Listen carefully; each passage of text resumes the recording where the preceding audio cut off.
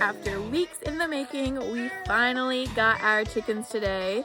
So I'm going to give you guys a video tour of our chicken coop and little coop area that we just got set up today, and then you'll get to meet our 5 little chickens.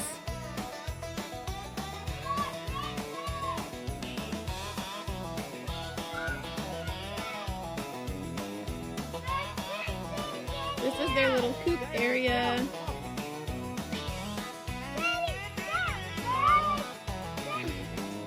Hello guys.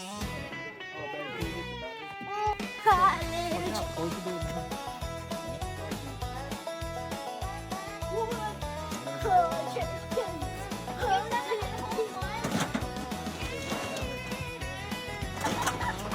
The last chicken. Marshmallow. Yep, that's marshmallow. No chickies, chickies.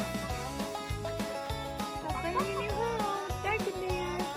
And the chickens are inside for tonight because it is getting dark and we want them to know that that's where they go when it is dark outside.